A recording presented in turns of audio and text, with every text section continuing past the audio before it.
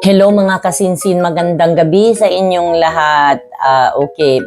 Bago tayo mag-umpisa ay maraming salamat sa lahat ng mga nagsuporta at nagsasubscribe sa ating YouTube channel.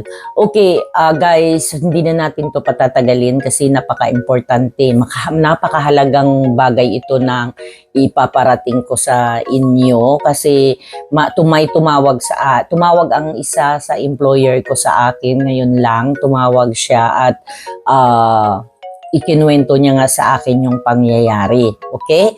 So, ayan, yan yung pinin ko na yan.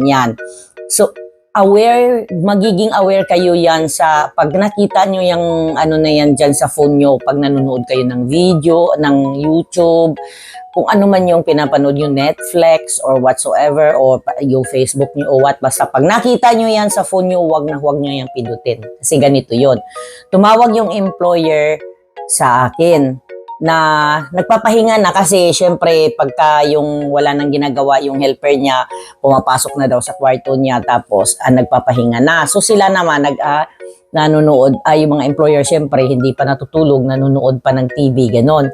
So nagulat daw sila na biglang may pumasok na parang bakit biglang nag-appear yung YouTube sa sa TV nila na iba yung pinapanood, mabuti na lang at hindi masamang ang pinapanood niya kundi yung Tagalog. Pero yung nagkataon na drama ang pinapanood niya, may alam mo yun, may kissing scene, may kanon. So parang nagulat yung employer na kanino, saan ba to galing? So nung nila, nakita nila yung email address, nakapangalan talaga ng helper nila. So sinwitch off nila yung TV, pumunta sila sa labas, kinatok niya yung helper.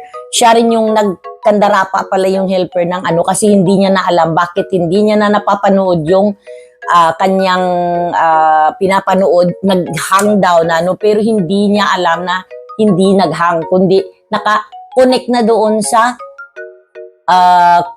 TV ng amo niya. So, guys, please be aware kayo talaga sa wag na bastang magpindot-pindot pag hindi kayo kabisado sa mga pinipindot nyo, wag nyo nang pindutin, manood na lang kayo ng kasi mabuti na lang at hindi ganun kung yung, syempre hindi mo rin maiwasan, malay may mga pinapanood ka ng guys, parang sobrang siya, nagulat siya talaga na bakit nagkaganon. So hindi niya talaga hindi siya aware. So parang tinuruan siya ng amo niya na ganun ang gagawin. Kaso lang ang problema kasi binlock niya yung amo niya sa Facebook, nung nakita ng amo niya lahat ng niya doon, yung Facebook account niya, yung name niya. So, ayun, syempre masama ang loob ng amo niya, bakit siya binlock, ganun, hindi naman daw sila nakikialam ng pero syempre, parang nag-share lang siya sa akin na sumama ang loob niya, pero ang sagot ko naman sa kanila, siguro ayaw niya lang din na nyo yung mga activities niya sa labas pagka nag-off day siya, ganun.